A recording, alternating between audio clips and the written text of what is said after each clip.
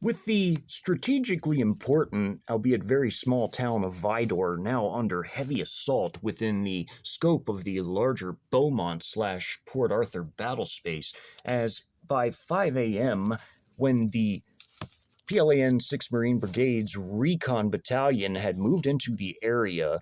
with 5 of their 8 total companies. 3 of their combat companies of their recon companies had established a line of contact along I-10 and a portion of State Highway 12, allowing for one of their combat recon companies to swiftly seize the I-10 Neches River Bridge, which was of critical importance as I-10 was one of the chief major invasion routes for the external invasion components using the fourth generation warfare doctrine,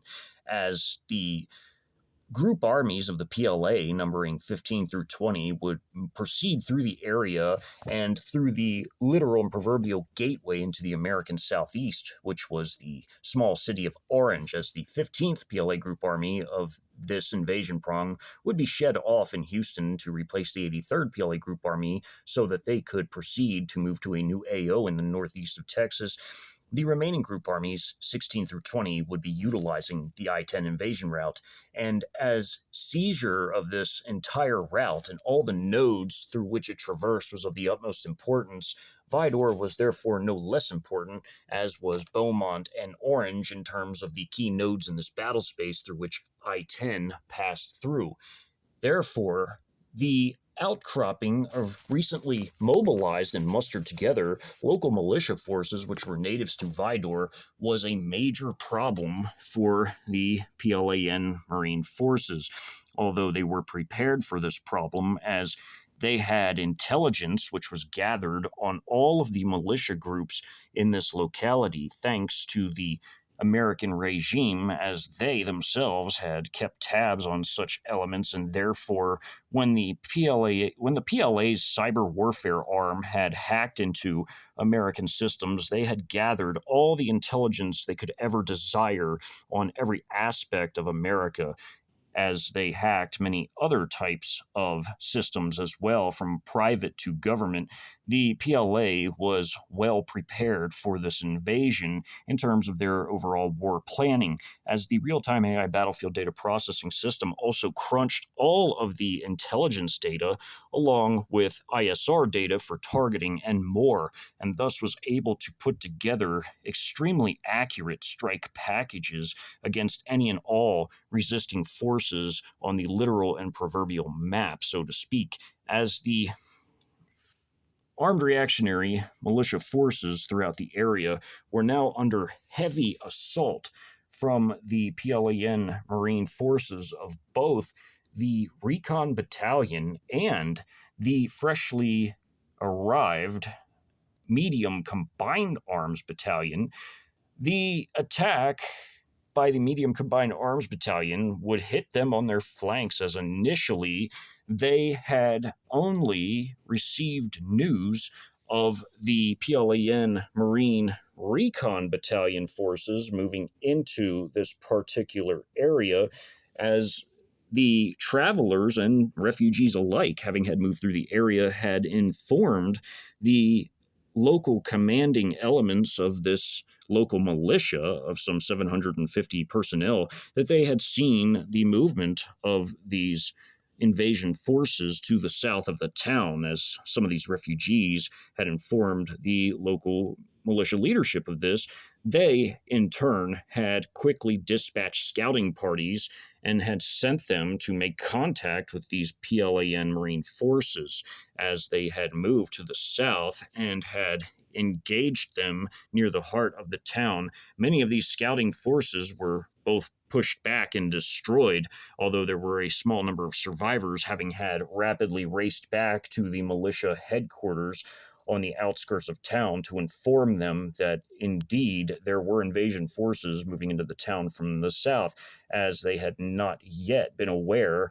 of the Medium Combined Arms Battalion's forces moving into the area from the east, striking westwards. The vast majority of the local militia forces were therefore deployed to the south to meet, encounter, and engage the PLAN Marine recon troops in battle. Although this was a trap set by the PLAN Marines, as they would fix them in place with the three PLAN Marine recon companies of the Recon Battalion in this area, levying heavy firepower from weapons like their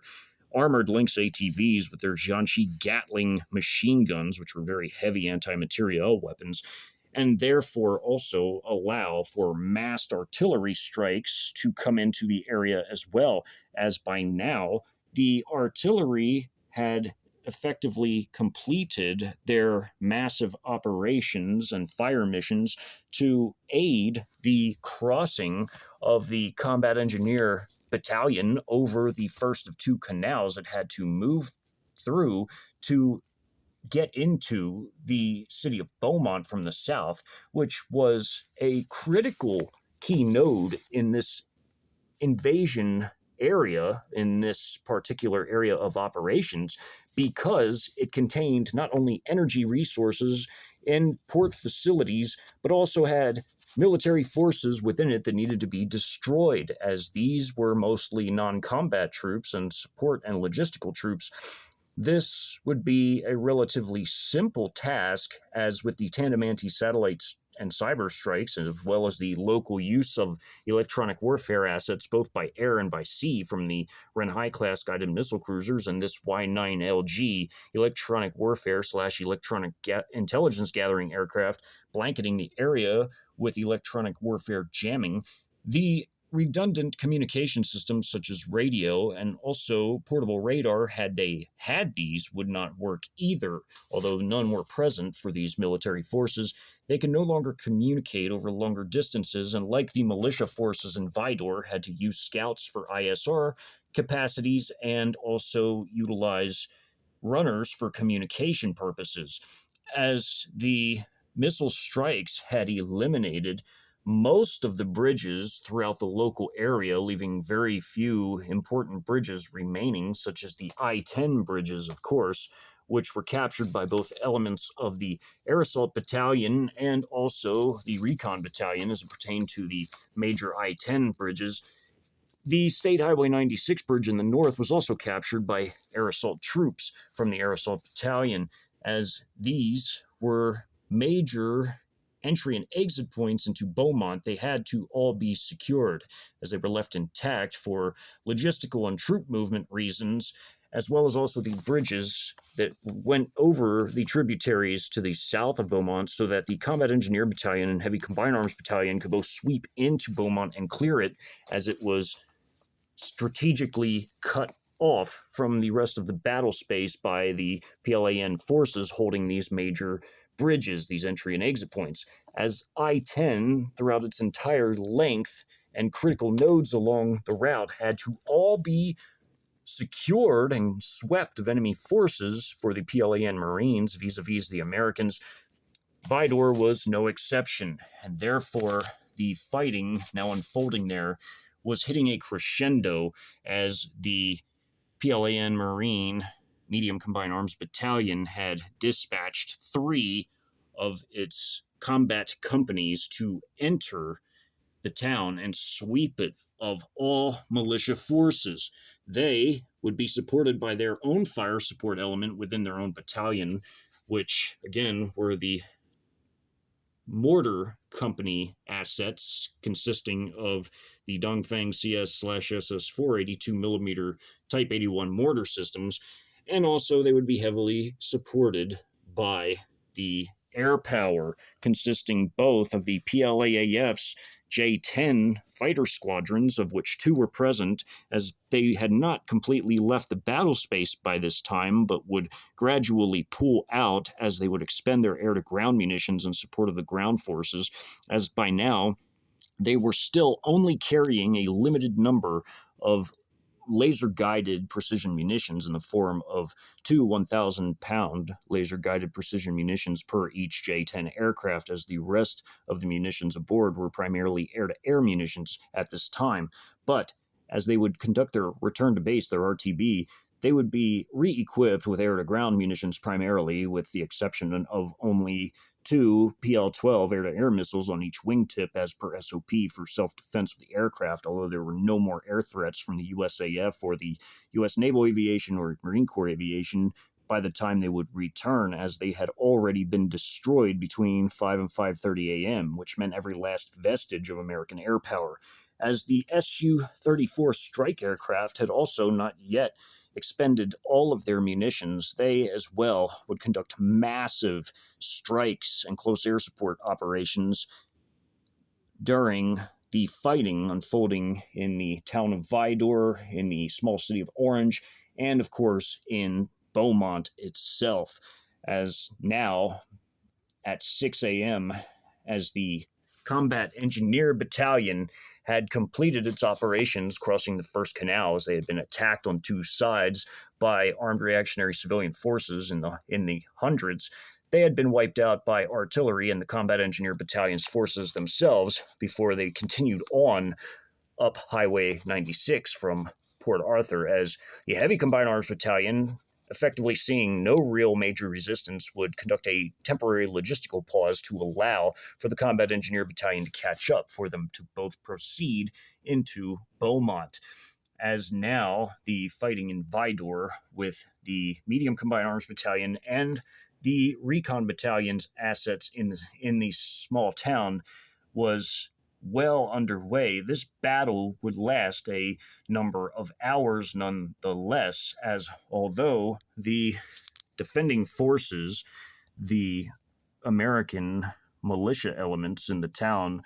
were not well equipped and their logistical system was weak, as they had a central logistical depot, which was also their headquarters on the farm on the very outskirts of the town, just sitting outside of town limits. They utilized pickup trucks and ATVs to shuttle ammunition and other supplies around, and also for the purpose of running messages at this time, as their drones, which they would have used for ISR, just as the drones used by the paramilitary and military forces of the American regime no longer worked due to the electronic warfare assets. Their drones were no longer available, and now, as for ISR, they had to utilize scouting parties, just as they utilized runners for messages due to there being no radio. This allowed for messages to be transmitted extremely slowly compared to the rapidity of the instant communications that were available to the PLAN Marine forces that were assaulting this town, making movements and the operations far more swift than on the American side, naturally, as the PLAN Marines were planting their national flag and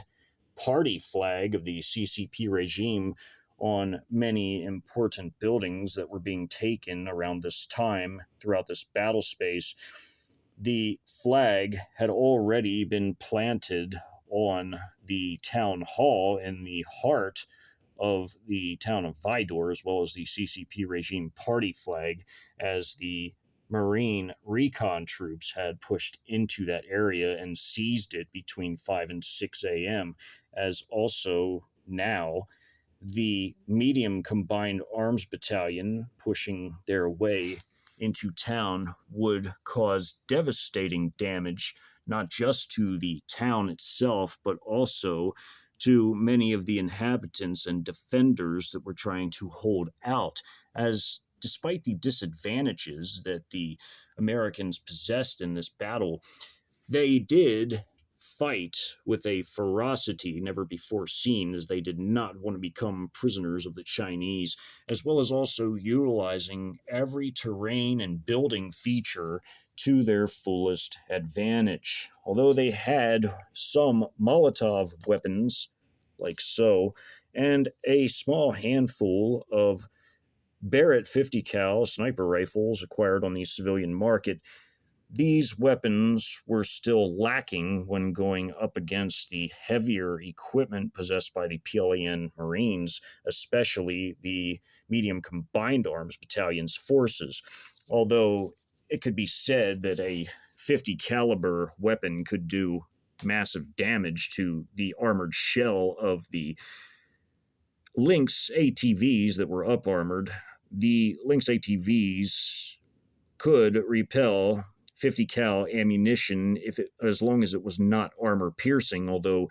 the standard 50 cal ball ammunition could penetrate the sides and the back of the vehicle. The front was somewhat better armored, as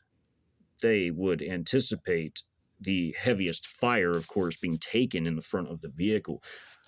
But there were too few of these weapons in the hands of the American militia forces to make any real difference. And as for the Molotov weaponry that was available, the American defending forces had to get within dangerous proximities of the vehicles before they could deploy these weapons, putting them directly in the line of fire of many heavy weapons and small arms. As in this particular illustration or animation, trees are being ripped to shreds by PLAN heavy firepower coming from their 12.7 millimeter heavy machine guns as they rip right through trees and chop even some of them down with their high rate of fire. Other weapons are ripping through trees and splashing throughout this area, as this is a drainage ditch by a road that is being utilized as a position for defense against the advance of the PLAN Marine forces in the area, that are also laying down heavy fire on the defending forces all throughout this battle space as they continue their advance through the town, as the Medium Combined Arms Battalion's forces by now had already made it to the eastern edge of town and were pushing westward into it. The southern wing of the attack being carried out by the assault gun / light tank company was now underway by 6 a.m. If we go to the map of the east of the town of Vidor, the southern wing of the attack is being carried out less than a kilometer away from the northernmost PLAN Marine Recon Company of the Recon Battalion on their line of contact, as approximately half a kilometer away. The southern wing of the attack on the town by the Medium Combined Arms Battalion was being carried out by the light tank / assault gun company, as these vehicles were very versatile, as they could be used as an assault gun or a light tank, and that capacity. They could also carry a squad of troops in each vehicle, which of course cannot be done by many other types of tanks, such as main battle tanks and light tanks, although this vehicle was the exception. As they moved in, they had deployed some of their squads out of these vehicles in order to provide mutual infantry and vehicle support to one another as they assaulted this particular part of the town. As in this eastern part of the town, this platoon was moving in, swinging somewhat in from the south, while the other 3 combat platoons moved directly into this area, as many of these country homes, these semi-rural homes and barns in this area, had been flattened by early artillery strikes that had befallen this area to clear a path for the advancing Marines of the Medium Combined Arms Battalion. Mortar strikes had also come in from the 82 millimeter mortars of the Medium Combined Arms Battalion itself, as well as also some limited airstrikes, such as a airstrike that had been called in on a small group of defenders in this area by a J-10 fighter, dropping both of its laser-guided 1,000-pound precision munitions on their position. Although others had used storm shelters underground for temporary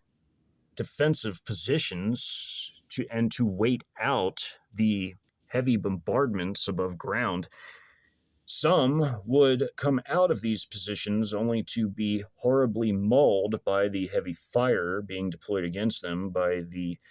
light tank / assault gun company as their combat platoons, as this was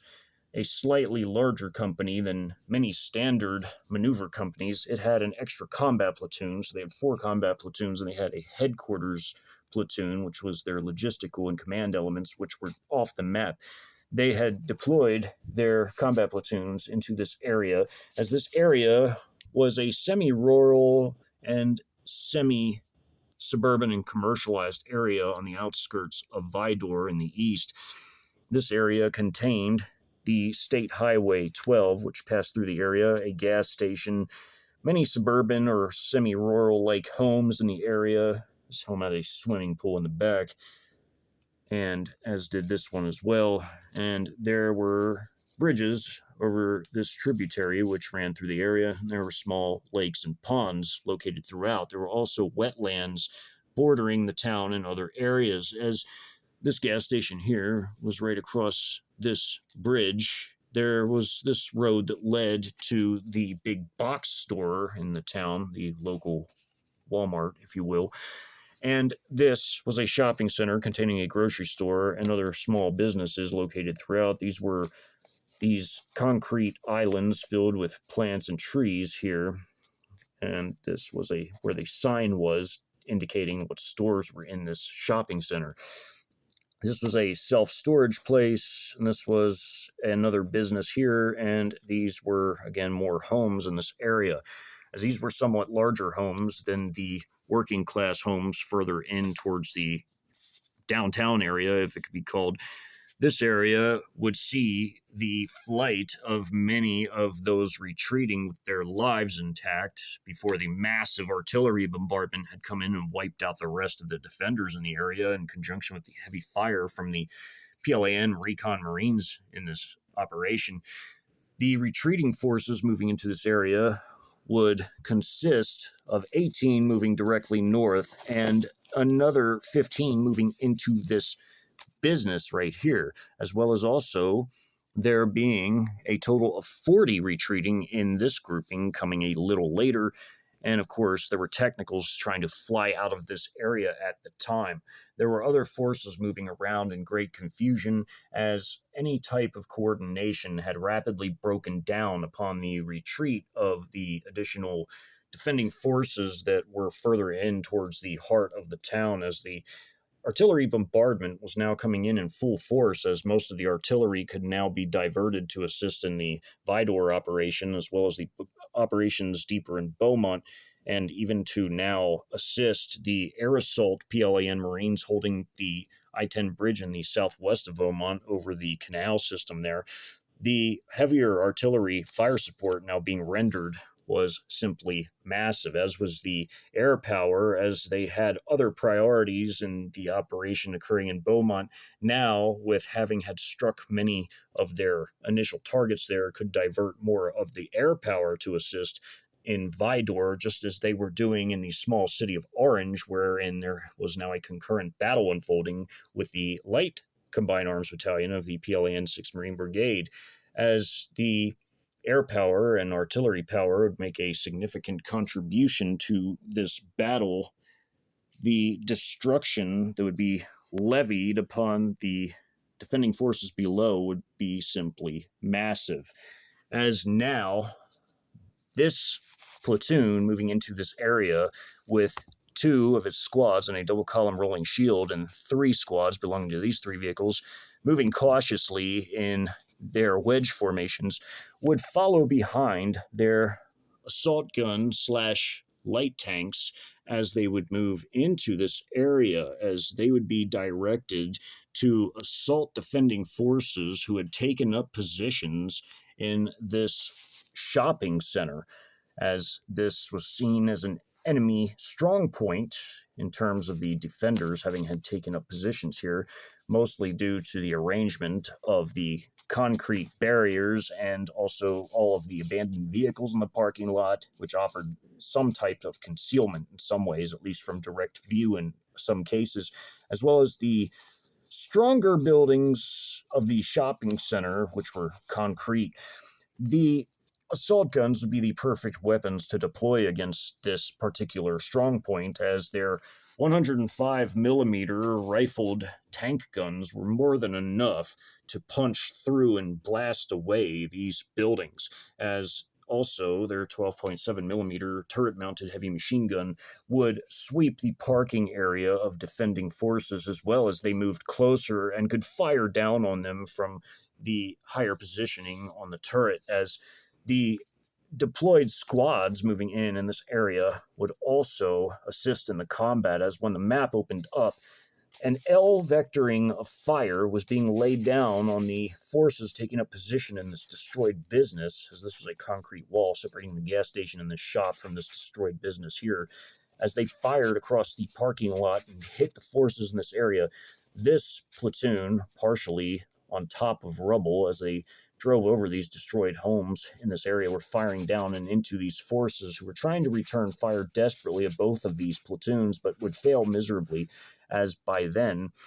these vehicles would effectively line up one by one and follow one another through this area, being followed by their two squads for their mutual infantry support with the vehicles. As the squads would fall into a double column rolling shield behind each vehicle, they would slowly move through this parking area and around this concrete wall and in front of the shop, but not on the street, but in this parking area here, taking up position here, while these three of the platoon, these three assault gun / light tanks, would move towards the shopping center from the south, as this light tank moved right here and would begin to lay down fire into this area with their 105mm rifled tank guns, and this one would move right beside it and do the same, as their squads were now behind these vehicles and they were relatively well protected due to the armoring of the vehicles. This one and their squad would roll up, firing into this building from this position as they were taking fire from behind these concrete barriers. This light tank, the lead light tank of these two here, would fire into these forces from here. So they had an L vector of fire into the shopping center. And gradually, little by little, these forces behind these concrete barriers were completely and thoroughly wiped out, as then the fire would continue with the shells into these buildings. Many of the defenders inside would be outright annihilated by the assault gun shelling from the 105mm shells, as high explosive rounds, frag rounds, and other types of ammunition were being utilized against these buildings, as the personnel outside were being also mauled and gored horribly by the shrapnel from these shells slamming into these buildings, and the debris, which turned into dangerous missiles against these defenders, would gradually become horribly maimed or wiped out by the shelling and the heavy fire now being poured in from the turret heavy machine guns aboard these light tanks, firing into the area from their positions. As this attack against the shopping center was underway, after this platoon had assisted this platoon in finishing off these personnel, they had all gotten into a single column and had laid down fire with this platoon on these personnel in the rubble, as the headquarters platoon had deployed two of the HE warhead-equipped single tube version of the CH-901As. They were set to AI target-seeking mode instead of being operated by the two specially trained drone operators, and now the real-time AI battlefield data processing system would guide these munitions into place as they hit targets taking position in the rubble, along with the assault gun fire, as this platoon would sit back as they had a massive range advantage and would fire their shells over the long distance to hit targets off in the distance, as they would render fire support as the operation proceeded for this platoon and these two platoons moving to their south, as this temporary makeshift bunker, which was a storm shelter, had hidden four concealed defenders. They had effectively raced out, temporarily concealed behind this destroyed rubble barn, and had moved around and heaved Molotov weapons at this light tank / assault gun. As the Molotov smashed onto the vehicle, the turret machine gunner ripped them to pieces, and the other crew members had gotten the fire extinguisher out of the BII, or basic issue items, as every vehicle had their own BII, or basic issue items, and swiftly tried to put out the flames, which were now spreading on top of the vehicle. As they would manage to do so, the vehicle would be slightly damaged from this, but the vehicle would still be usable. Although the attack was quasi-successful, it wasn't fully successful in that it didn't immobilize the vehicle completely or harm the crew in any way, as they were able to swiftly respond to this Molotov attack as the personnel had come out from the storm shelter and effectively tried to carry out this kamikaze attack. The same thing would happen in the north of this battle space out of sheer desperation, as these five would come out of a storm shelter behind these destroyed homes and come through the side yard and try to heave Molotovs at the vehicles. But the turret gunners were on full alert and swiftly cut these forces down, as the quadcopter assets were running circuits throughout this entire battle space, as this particular part of the whole battle space of Vidor was a 1.5 mile by 1 mile area. Although it looks small, this was a relatively large area, as it was a 1.5 mile long by 1 mile north-south area, and the quadcopters of this company were running circuits through it. They, in conjunction with the orbiting CH-4A high-altitude recon drone operating over this particular part of the battle space and satellite, were all overlaid and calculated by the real-time AI battlefield data processing system as it constantly plotted coordinates of all of the forces seen on the battlefield, as the combat data links in each and every vehicle and in the hands of each and every squad level NCO and up had the real-time mapping of all friendly and enemy forces in real time. As the ISR assets constantly plotted their positions in real time, they were able to easily respond to all of these types of attacks, as well as having the real-time AI battlefield data processing system itself calculating the strike packages that were to be sent down to artillery forces, air power, and even naval power in some cases for missile strikes. As this platoon in the far north, after cutting these forces down, had advanced in a single line together, eventually they, upon driving over this smashed, rubbled home, would get into a single column formation to proceed to their end point in this particular part of the operation. As these forces moved through the town, they would clear and sweep this area of all defenders before taking a temporary pause before continuing the operation to clear the rest of the town, as the fighting against the shopping center was well underway by this platoon, and this platoon, and here, this part of the platoon here, these two vehicles here were assisting in it, with these three vehicles vectoring their fire in an L vector of fire. This platoon to their north was now in a single line formation after all of these forces had been smashed by a combination of their fire from their vehicles and the loitering munition strikes into these areas. They now moved in a single column line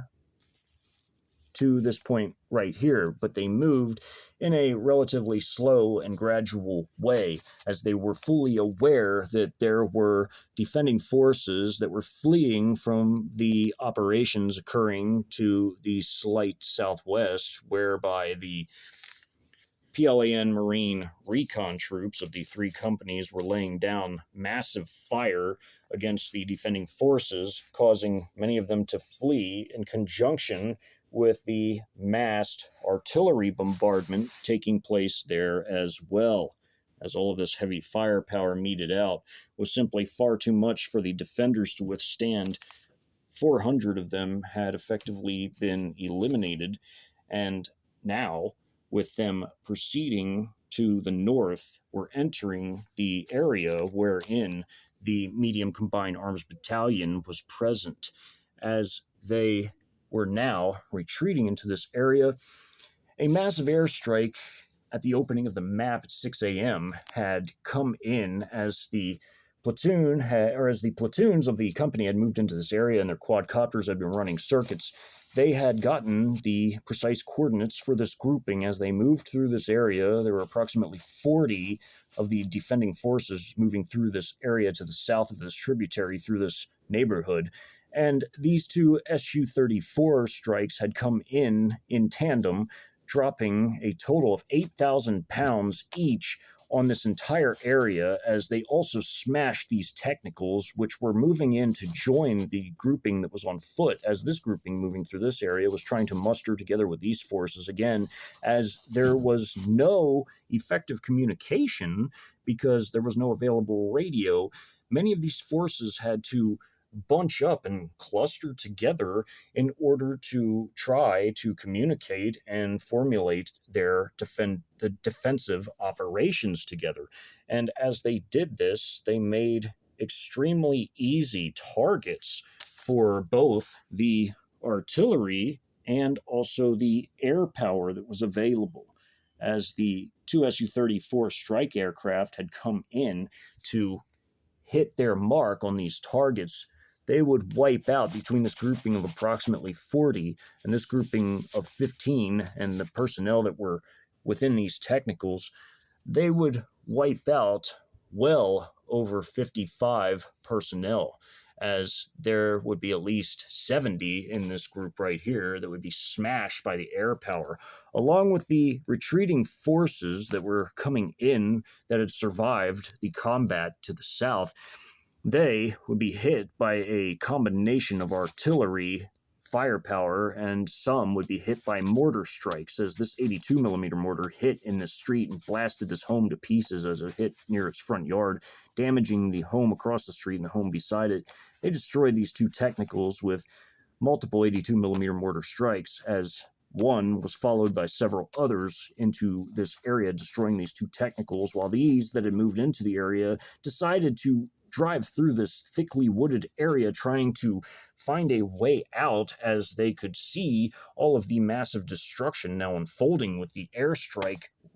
rocking the ground as if it was hit by an earthquake. As they were now trying to move through this area, artillery strikes had come in, as multiple 122 millimeter shells fired by the artillery battalion came in and simply smashed these technicals to pieces in this wooded area, blasting trees into dangerous projectiles as the splinters and wood fragments flew everywhere, along with the twisted hulks of metal of these vehicles, as these personnel had been wiped out, and the airstrike came in at roughly the same time. The artillery that hit these forces that were fleeing out of this grouping of 40, as 20 went this way and another 20 went straight ahead, were also hit by artillery and the airstrikes that came in at the opening of this map, as the airstrikes were simply massive, with their 8,000 pounds of munitions each, as 16 total 1,000 pounds of munitions hit this area, along with artillery strikes coming in. These homes were simply wiped out completely. There was nothing left standing in this part of this neighborhood, in this battle space, as 16,000 pounds of air-to-ground munitions is simply gargantuan in terms of explosive power, as well as also the massed fires coming in now of 122 millimeter shells, as they struck this grouping of 40, having had retreated. This grouping will have already been destroyed by artillery strikes before this grouping of 40 was even hit, as they had entered this position first and were hit by repeated 122 millimeter shell strikes, as each imminent strike marker is more than a single shell, as multiple shells had come in and destroyed this target. As this grouping of 18 was fleeing up the street, eventually they too would be caught up in the artillery fire, as when the munitions were dropped by these aircraft and splashed over this area and destroying all these buildings, this house was only partially damaged on half of it, but the artillery strikes that came in finished off this home, as multiple shells landed in this area, destroying this grouping of 18 that were retreating. As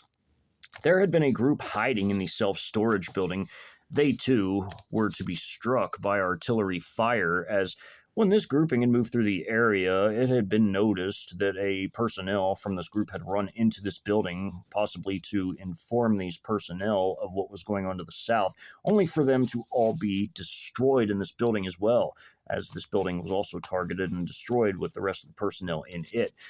As now these forces moving through this area were moving up to deploy their troops to clear these badly gutted and nearly completely destroyed buildings from the 105 millimeter shelling that had occurred. They had taken very limited fire as they moved into the areas. They wiped these forces out with their 12.7 millimeter machine gun fire, and the squad in the double column rolling shield deploying hand grenades and other weaponry against these forces to wipe them out, as well as their small arms. They had proceeded and were dropped off into this building with the light tank slash assault gun facing southward, driving and facing southward along this road by this exit to the shopping center. As this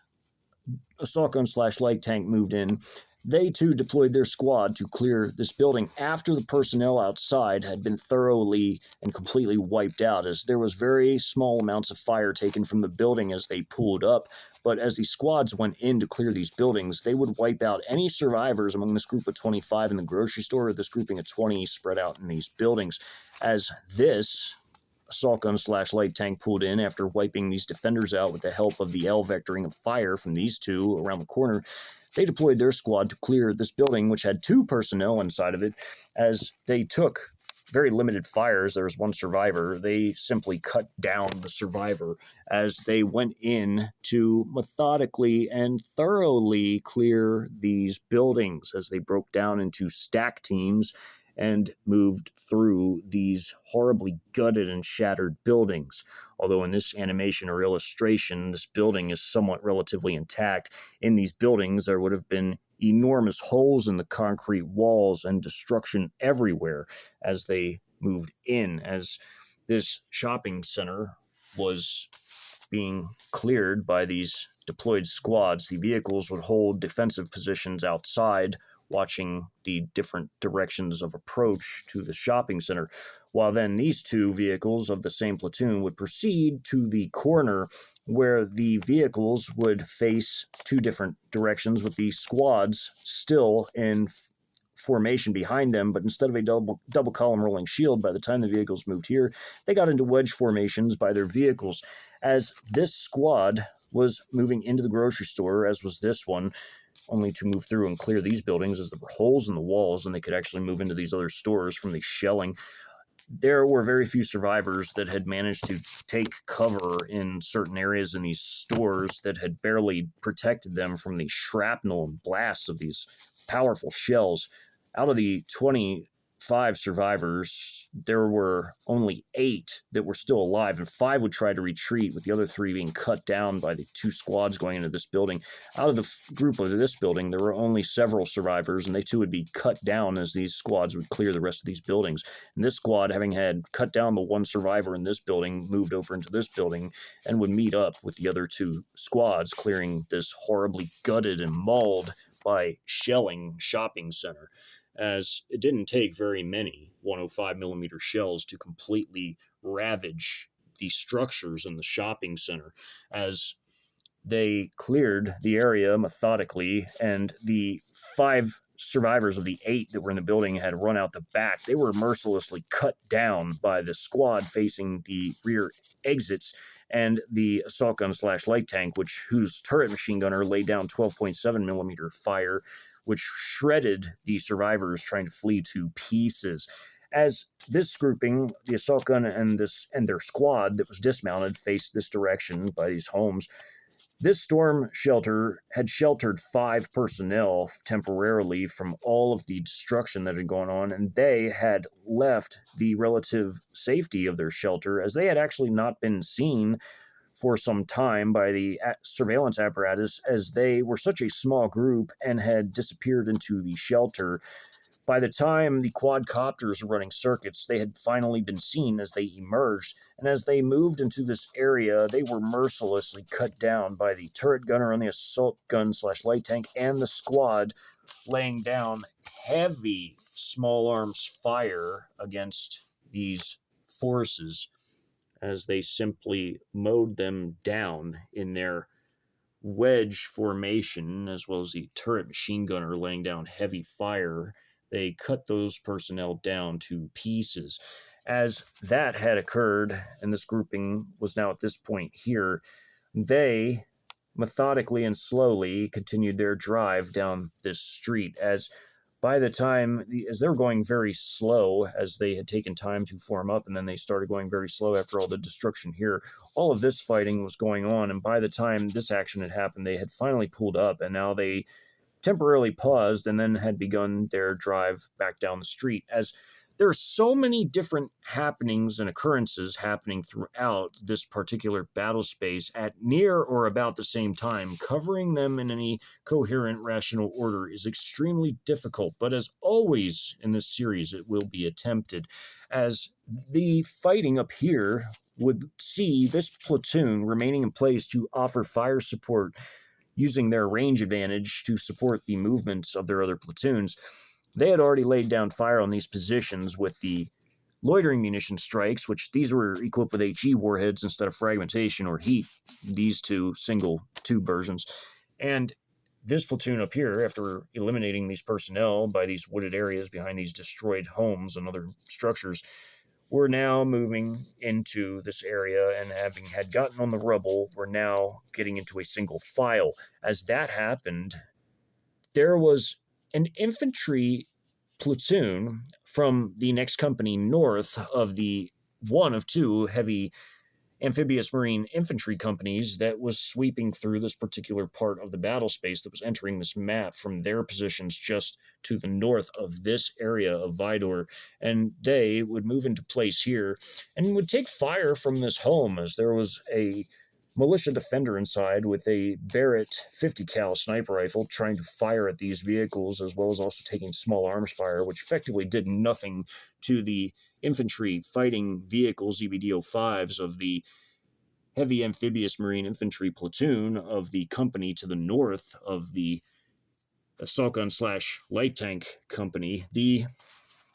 They would hold their position and lay down 12.7 millimeter heavy machine gun fire from the lead IFV of the EBD-05s and lay down that into the building, while then they would halt their fire as this platoon would move up in front of the house down this street and would deploy their squads to clear this home.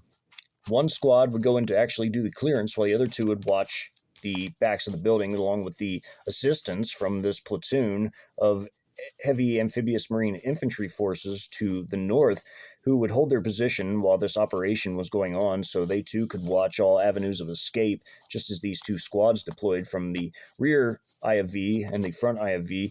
and the middle IFV would clear the house, while the squad in the second and fourth IFVs would hold positions to watch this area, along with the vehicles having staggered weapons, so they had a massive 360-degree security around their column of vehicles. While this squad went in to clear the buildings, they quickly broke into two stack teams and cleared the upper and lower floors together, and had eliminated all of the defending forces that were inside of the building, such as in this illustration or animation where there are some KIA'd personnel laying in the hallway. Of course, holes in the walls from the exchange of rounds. There's rounds ripping through the door as this breach man is kicking the door open to throw in a hand grenade. You can see the muzzle flash inside. These operations were carried out extremely rapidly, but very surgically and methodically, as these stack teams had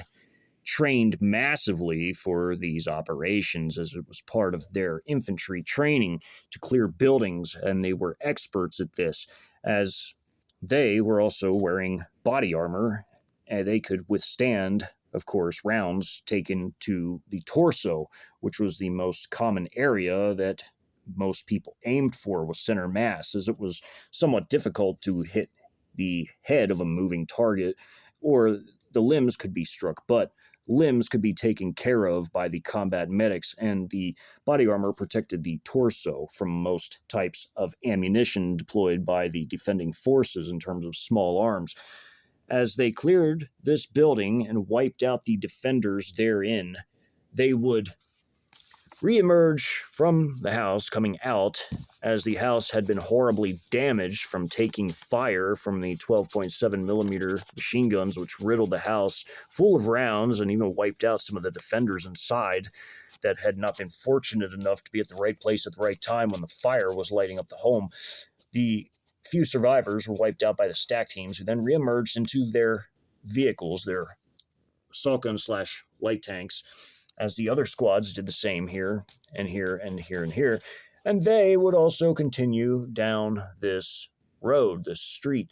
As mortar fire had come in and hit these personnel, having had moved in and taken up position along this creek, they were mercilessly mortared by 82 millimeter mortar strikes that had struck these personnel taking up defensive positions along the creek. There were 2 personnel on this island that had crossed the creek on foot, and they tried to go through this thickly wooded area, which had juniper trees and other coniferous pines that could kind of camouflage temporarily their IR signature, as long as they had not been seen moving very much. As they moved into position, they would attempt to attack the vehicles as they came through the area. They would attempt to deploy a Molotov in addition to utilizing their small arms. By this time, this small grouping of 7 personnel had since crossed this creek, moving through this area trying to get away, and had fled to another part of town, moving through this thickly wooded area by this small lake. As they had escaped the area for the time being,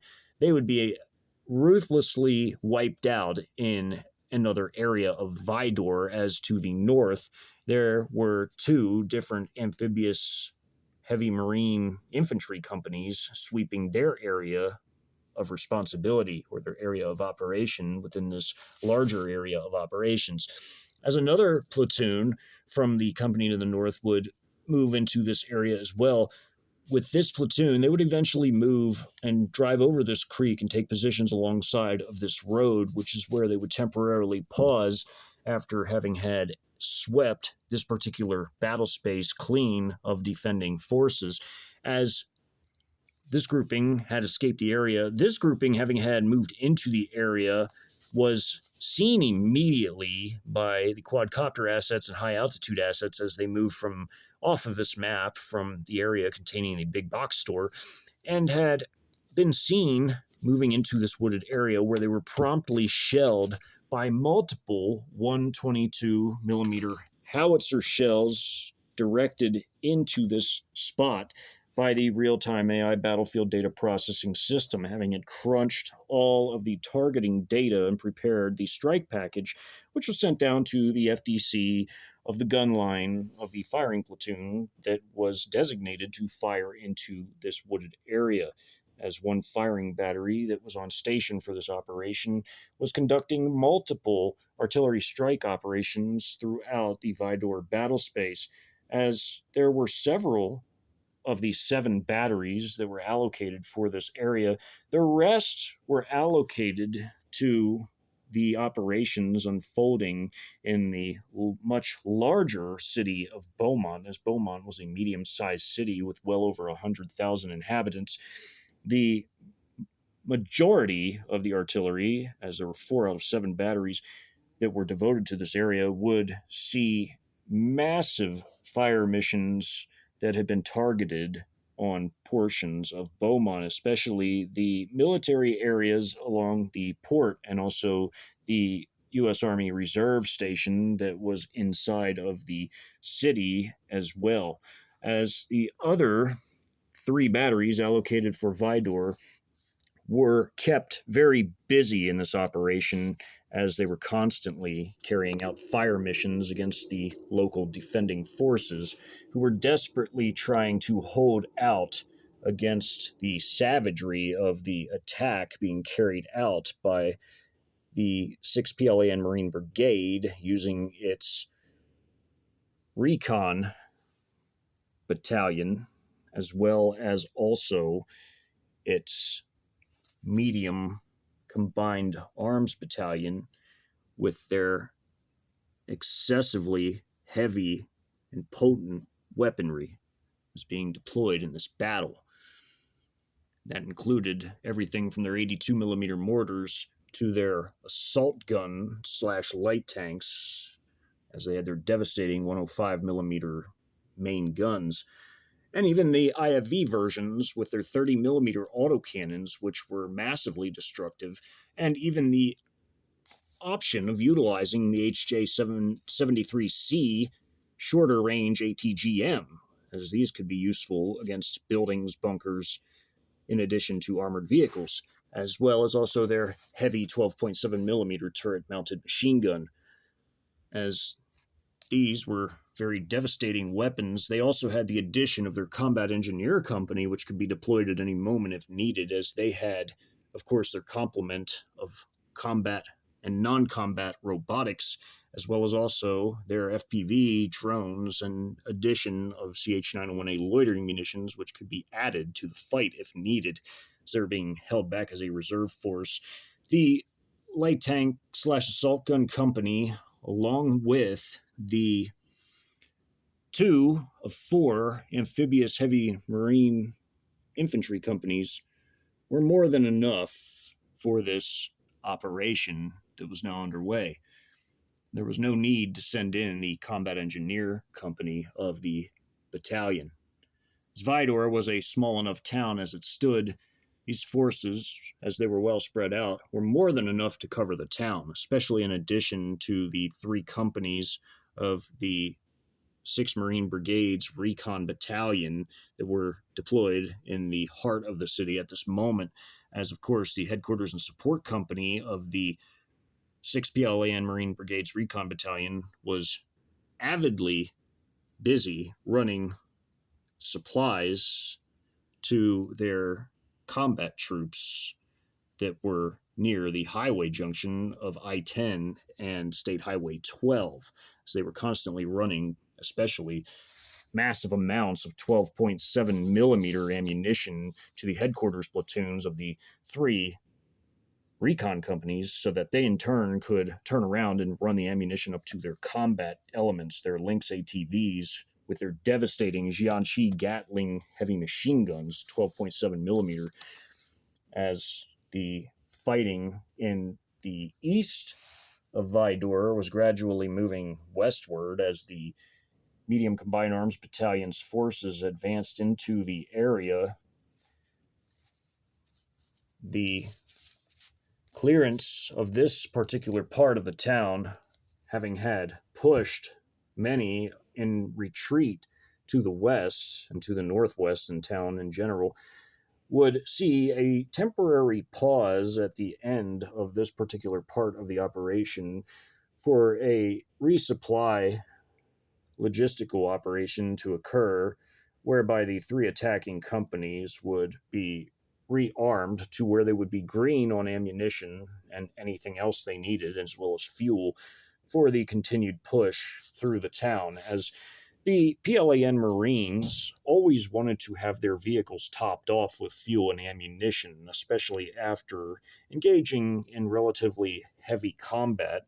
as such was going on right now in the east of the town, as their vehicles are gradually pushing into the area, as well as also their dismounted troops. As the platoon in the far north now advanced to cross the bridge, they would reach their final point on this particular map, whereby they would temporarily pause to carry out their logistical resupply operations, just as the company to the north, with 2 of their platoons actually swinging into this part of the battle space in the far north, taking their pause by this road, at which time, as these vehicles were passing through the area, the attempted attack occurred with these 2 personnel with a Molotov attempting to be deployed, but it didn't even get to be thrown and was dropped as the personnel carrying this weapon was cut down, along with the other one with him, who deployed his small arms against the convoy and was savagely cut down by 12.7 millimeter fire from the vehicles, as the vehicles maintained staggered weapons as they rolled forward as a convoy for 360-degree security. And now, after having had eliminated these personnel and a temporary pause here, would continue on to the end point of this operation, where they would temporarily pause, again for logistical resupply reasons, and they would deploy 2 of their 5 squads, one to clear the gas station and hold a position temporarily inside, and another to watch this thickly wooded area, as their vehicles also had staggered weapons. That way they could have mutual infantry support for the vehicles, and the vehicles vice versa. And as that was occurring in the north, this platoon would eventually follow behind after the other 3 platoons had made it to their endpoints, as the endpoint for this platoon was actually the shopping center. This platoon would continue on gradually down this street after all of this massive bombardment had occurred, and would eventually take position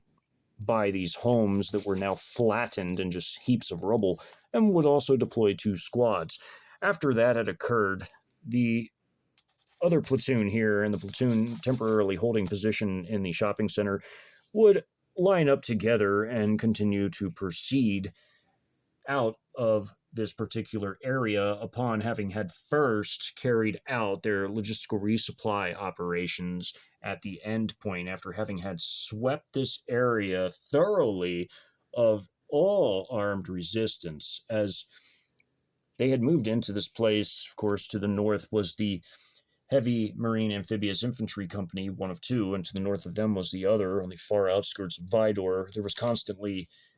combat air patrols being flown over the area. Again, although the USAF, U.S. Naval Aviation, and Marine Corps Aviation were already destroyed by this time, they remained on station until they had dropped all of their munitions in support of the ground forces, whereby they would return to exchange all their air-to-air munitions, which they were mostly armed with, at least initially, for air-to-ground munitions, again, with the exception of a single PL-12 air-to-air missile on each wingtip as a measure of self-defense, according to SOP, as the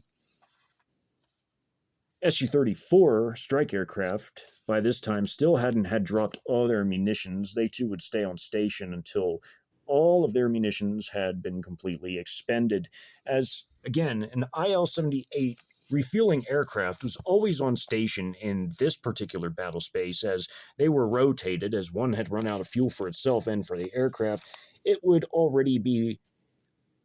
joined by a new one coming in as it was leaving and doing its RTB, as this was done to ensure that the aircraft could linger as long as was necessary. The aircraft contributed enormously to the operations that were unfolding in this battle space, as the operations in Vidor were now coming to their climax, as a sizable number of the armed reactionary civilian militia forces in this battle space had been annihilated already, many having had been destroyed at the opening of the battle in the heart of Vidor, with many of the rest being destroyed in the east of town by a combination of powerful airstrikes and artillery strikes, along with the heavy firepower of the assault gun / light tanks, the ZBD-05 assault gun light tank versions, and, again, 82 millimeter mortar strikes from the Mortar Company, which were the fire support element within the Medium Combined Arms Battalion. As now they temporarily conducted a logistical resupply operation after this nearly 2-hour-long initial push into the town, they would then continue their operations to the west and strike the northernmost and westernmost portions of the town, including the area containing the headquarters of the militia itself, as there were still a small number of the leadership, the cadre of military veterans, some of which were combat veterans again. They would be under massive assault by PLAN Marines in due time, in a very short amount of time,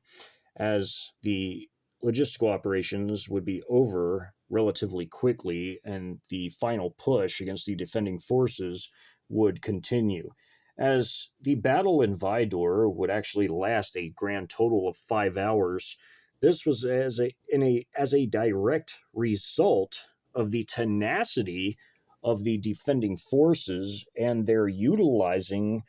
multiple different methods to survive, including having had hid in drainage systems and sewer systems further in the town, as they had some of them had used these routes to get out of the area with their lives as the artillery bombardment had begun to come in.